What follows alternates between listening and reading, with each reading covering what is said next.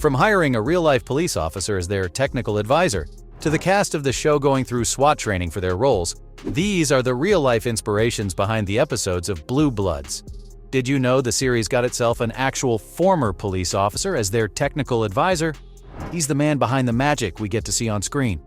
Before he was hired for the CBS show, James Nuciforo dedicated 20 years of his life to the police force.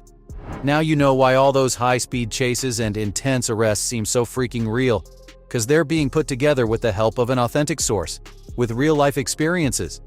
The guy's involved with every police-related aspect of the show. Now, considering that the show is entirely about the NYPD, you can probably guess that's a lot of work. Fortunately for him and Blue Bloods, all that hard work pays off.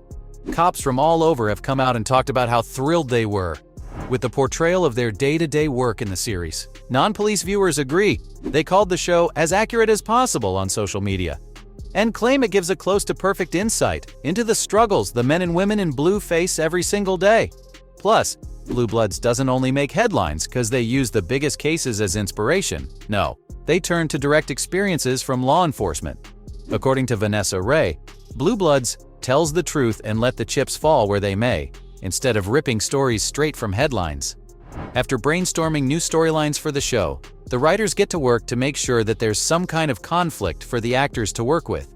That means that the officers don't always get to be the good guys, and nothing is black and white.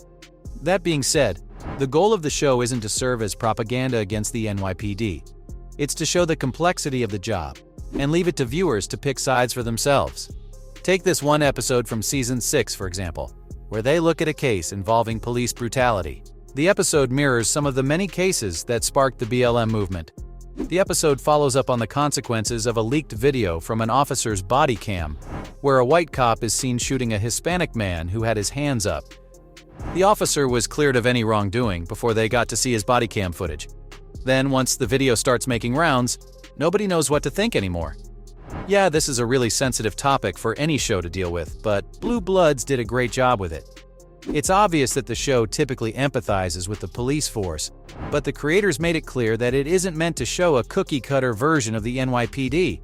No, they're trying to start a meaningful conversation and reminding people that cops are also human. They can't always be right. It's a really great episode. You should definitely go ahead and stream it right now. Before you do that, though, let me tell you about how the show's recent seasons and how they've been dealing with similar social issues. People have grown more and more distrusting of the police. The BLM movement's been going on since 2020, and it's sparked a serious conversation on police brutality as well as other social justice issues. This has really transformed the way the police is portrayed in the media.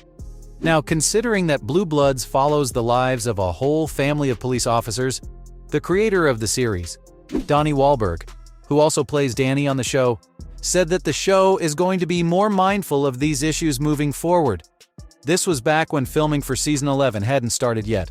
Donnie also added that one of the best things about Blue Bloods is that whenever anything topic comes up, the entire family in the show has different POVs. This gives the series a chance to explore a single issue from multiple perspectives, so that viewers coming from different backgrounds can all relate to it in some way.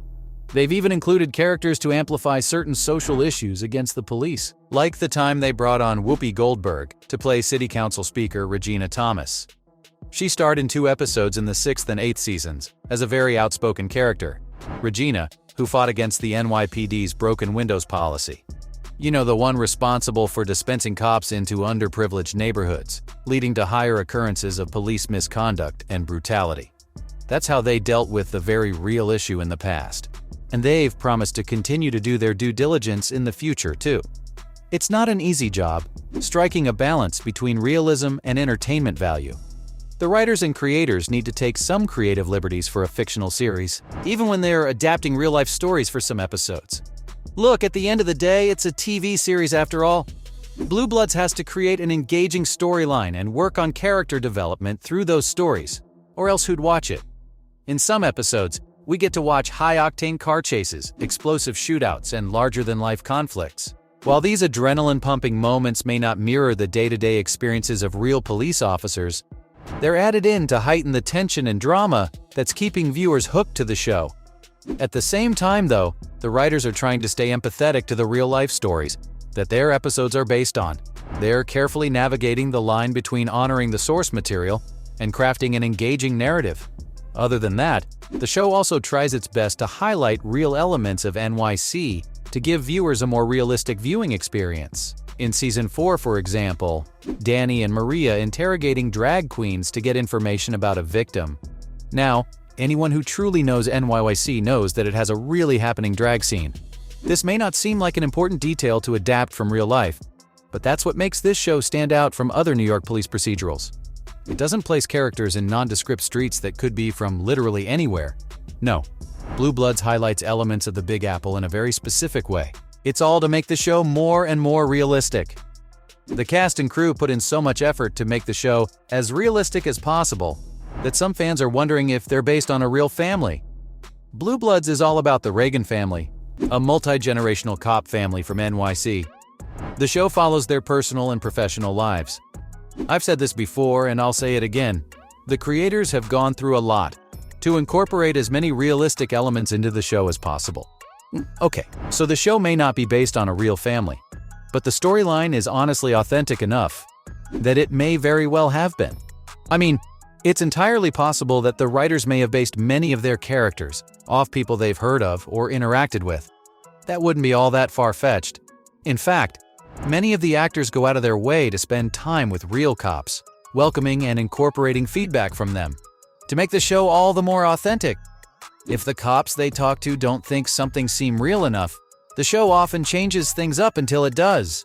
Did you know some of the actors even underwent SWAT training for their roles? They went to gun ranges and spent long hours training so they could handle guns and other weapons on the show as easily and naturally as possible. According to Danny, one of his biggest pet peeves is unrealistic portrayals of gun handling. You'd be surprised at how many people can spot mistakes like that. Considering all the prep that goes into each of the actors' roles and the emphasis they place on feedback, it's no wonder the crime drama is as realistic as it is. You know they're doing something right when actual cops are praising it this much.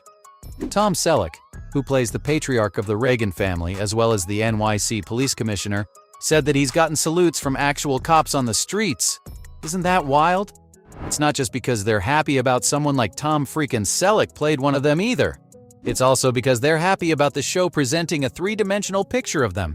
So yeah, that's how you make a great cop show. And there you have it. From the cast having to go through actual SWAT training for their roles, to hiring a real-life police officer as the show's technical advisor, those were some of the real-life inspirations behind the episodes of Blue Bloods.